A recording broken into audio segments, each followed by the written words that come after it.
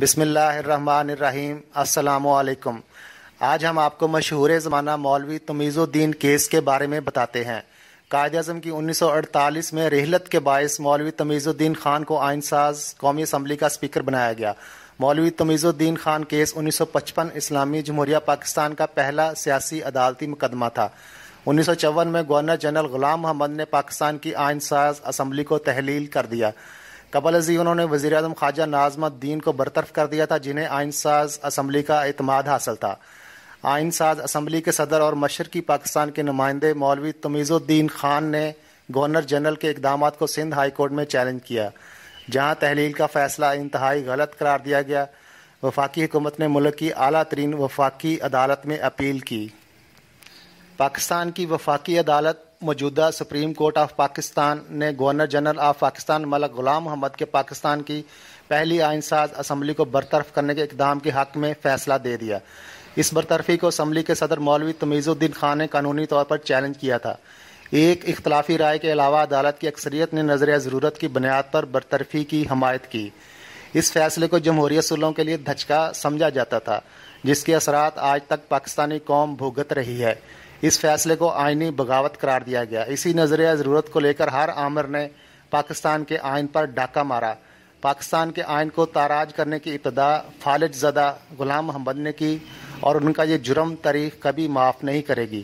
ملک کی جھوٹی محبت میں سرشار ہو کر غلام محمد نے ایک حکم نامہ جاری کیا اور قومی اسمبلی کو تحلیل کر دیا، اور حکم نامے میں انہوں نے بتایا کہ ملک میں سیاسی بحران پیدا ہو چکا ہے، آئینی مشینری ٹوٹ چکی ہے اور آئین ساز اسمبلی عوام کا اعتماد کھو چکی ہے۔ اس لیے گورنر جنرل نے ملک میں ایمرجنسی کا نفاذ کر دیا ہے۔ جلد از جلد الیکشن ہوں گے اور تب تک گورنر جنرل کی منتخب کردہ کابینہ ملک کی باغ دوڑ سنبھالے گی۔ اور مولوی تمیز الدین تو ملک کا مفاد سمجھتے ہی نہیں تھے۔ حالانکہ حکومتی اہلکاروں نے انہیں پکڑ کر سمجھانے بجانے کی بہت کوشش کی، مگر وہ انہیں جل دے کر سندھ چیف ہائی کورٹ، اس زمانے کا ہائی کورٹ سمجھ چلے گئے، اور دعویٰ دار کر دیا کہ گورنر جنرل کے پاس اسمبلی تحلیل کرنے کا قانونی اختیار ہی نہیں ہے، کیونکہ 15 اگست 1947 کے عبوری آئینی حکم کے تحت گورنر جنرل سے یہ اختیار واپس لے لیا گیا تھا، اور صرف اسمبلی کے پاس ہی خود کو تحلیل کرنے کا اختیار ہے۔ نیز یہ کہ آئین تو تیار ہے اور 25 دسمبر کو اسمبلی میں پیش کرنے کی تیاری مکمل ہے۔ آئینی مشینری کی ٹوٹ پھوٹ کا الزام بھی بے بنیاد ہے۔ گورنر جنرل کے وکلاء نے بتایا کہ یہ ملک مکمل طور پر آزاد نہیں اور ابھی بھی تاج برطانیہ کا حصہ ہے، اور اقتدار اعلیٰ ابھی بھی تاج برطانیہ کے پاس ہے، لہٰذا کراؤن کے نمائندے کی حیثیت سے ان کے پاس وہی سارے اختیارات ہیں جو غلاموں کے اوپر برطانیہ کے بادشاہ کے پاس ہوتے ہیں۔ مگر سندھ چیف کورٹ کے چیف جسٹس اس وقت جارج کانسٹنٹائن نامی جج تھے، جن کو رتی برابر بھی احساس نہیں تھا کہ وطن عزیز ایک نازک دور سے گزر رہا ہے۔ ان کی سربراہی میں ججوں نے فیصلہ دے دیا کہ گورنر جنرل کا حکم غیر قانونی ہے اور گورنر جنرل کو جمہوریت ہائی جیک کرنے کا اختیار نہیں ہے۔ اس فیصلے کے ساتھ ہی اسمبلی بحال کر دی گئی۔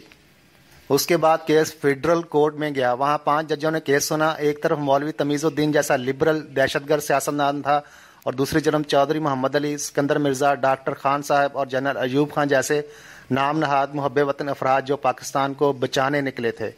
پاکستان کی تاریخ میں اساطیری حیثیت رکھنے والے چیف جسٹس منیر کی سربراہی میں 5 ججوں نے کیس سنا۔ 4 دانشمند ججوں نے گورنر جنرل کے وکلاء کے موقف کو درست قرار دیتے ہوئے فیصلہ دیا کہ یہ بات صحیح ہے کہ ملک مکمل طور پر آزاد نہیں اور ابھی بھی اقتدار اعلیٰ تاج برطانیہ کے پاس ہے، اور کیونکہ وطن عزیز ایک نازک دور سے گزر رہا ہے اور ان سیاستدانوں پر بھروسہ نہیں کیا جا سکتا، اس لیے وطن کو بچانے کی خاطر گورنر جنرل غلام محمد تاج برطانیہ کے نمائندے کی حیثیت سے جو چاہیں وہ کریں۔ بہرحال اس کیس میں صرف ایک جج تھا جس نے اختلاف کیا، اور بے وقت کی راگنی الاپی کے قانون اہم ہے اور اس کی پیروی کرنی چاہیے۔ اس جج کا نام تھا جسٹس AR کارنائس۔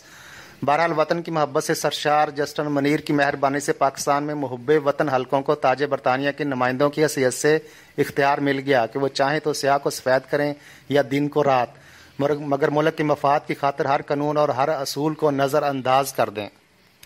جسٹس منیر کے اس عظیم کارنامے کو ہماری تاریخ میں نظریہ ضرورت کے سنہری حروف سے لکھا گیا، جو کہ بعد میں ضرورت پڑنے پر general Sikandar Mirza, general Ayub Khan, general Yahya Khan, general Zia ul Haq اور جنرل پرویز مشرف جیسے ہر محب وطن ڈکٹیٹر کے ججوں نے استعمال کیا اور وطن عزیز کا کرپٹ اور نااہل سیاستدانوں سے دفاع کیا۔ ان تمام افراد میں جنرل ایوب خان ایک ایسے جنرل تھے جنہوں نے 1947 سے پہلے تاج برطانیہ کے ماتحت فوج میں خدمات انجام دیں اور 10 سال بعد نظریہ ضرورت کے تحت اسی تاج برطانیہ کے نمائندے کی حیثیت سے پاکستانی عوام پر حکمرانی بھی کی۔